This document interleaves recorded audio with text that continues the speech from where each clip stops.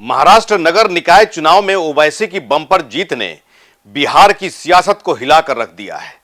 बिहार विधानसभा चुनाव के समय ओवैसी के दोस्ताना हाथ को ठुकरा देना महागठबंधन को मौजूदा समय में टेंशन में ला दिया है। नमस्कार, आदाब, सत श्री अकाल। मैं हूं मनोज नारायण सिंह और आप देख रहे हैं मंथन टुडे। बिहार विधानसभा चुनाव 2025 में एआईएमआईएम सुप्रीमो ओवैसी ने महागठबंधन की तरफ दोस्ती का हाथ बढ़ाया था, लेकिन तेजस्वी यादव ने इसे ठुकरा दिया। अब जब महाराष्ट्र नगर निकाय चुनाव में ओवैसी की बम्पर जीत हुई है, उसके बाद तेजस्वी सहित महागठबंधन के लिए सर दर्द बन गया है। मामला है राज्यसभा चुनाव को लेकर, क्योंकि बिहार विधानसभा चुनाव के बाद यह पहला मौका होगा कि राज्यसभा चुनाव बिहार में होंगे। तेजस्वी यादव के लिए यह चुनाव लिटमस टेस्ट होगा, क्योंकि आरजेडी की 2 सीट भी खाली हो रही है।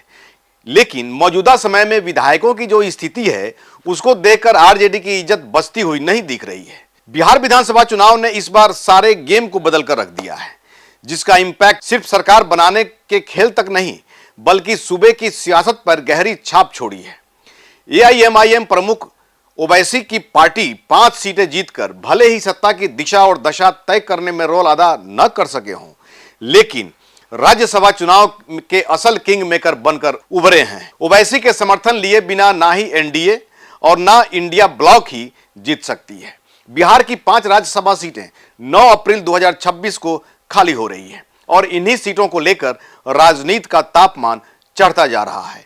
राज्यसभा की जिन सदस्यों का कार्यकाल पूरा हो रहा है, उसमें आरजेडी के प्रेमचंद गुप्ता और एनडी सिंह 2 सीट है, जेडीयू से हरिवंश नारायण सिंह और रामनाथ ठाकुर 2 सीट, जबकि बीजेपी के समर्थन से आरएलएम के प्रमुख उपेंद्र कुशवाहा राज्यसभा चुने गए थे, 1 सीट बीजेपी का। राज्यसभा की 5 सीटों के लिए मार्च 2026 में चुनाव का ऐलान हो सकता है। ऐसे में इन 5 राज्यसभा सीटों पर नए सिरे से सियासी गणित तय होगा। हालांकि मौजूदा हालात में सत्ताधारी एनडीए पूरी तरह मजबूत स्थिति में है, जबकि विपक्ष महागठबंधन के लिए हालात अकेले दम पर एक भी राज्यसभा सीट जीतने की नहीं है। ऐसे में ओवैसी अपने विधायकों के दम पर किंग मेकर के रोल में आ गए हैं। राज्यसभा की 1 सीट के लिए 41 विधायकों का वोट चाहिए। इस लिहाज से एनडीए 4 सीटें आसानी से जीत लेंगी। एनडीए के 202 विधायक हैं।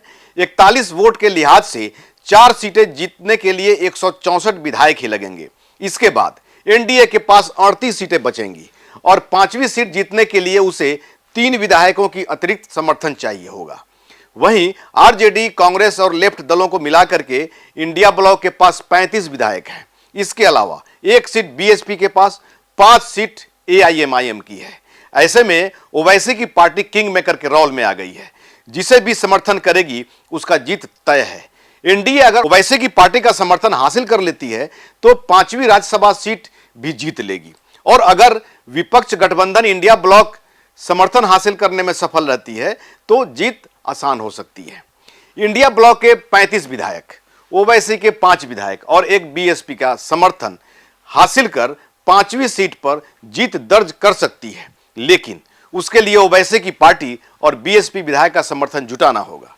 ऐसे में देखना है कि क्या राज्यसभा चुनाव में ओवैसी की पार्टी सत्ता पक्ष या विपक्ष किसका साथ देगी। जिस 5वें सीट पर चुनाव तय माना जा रहा है, उसके लिए तेजस्वी यादव अपने ईगो के कारण हार मान जाते हैं, या एनडीए को मात देने के लिए ओवैसी का मान मनोबल करेंगे, या फिर बीजेपी को सिर्फ पैसेज दे देंगे।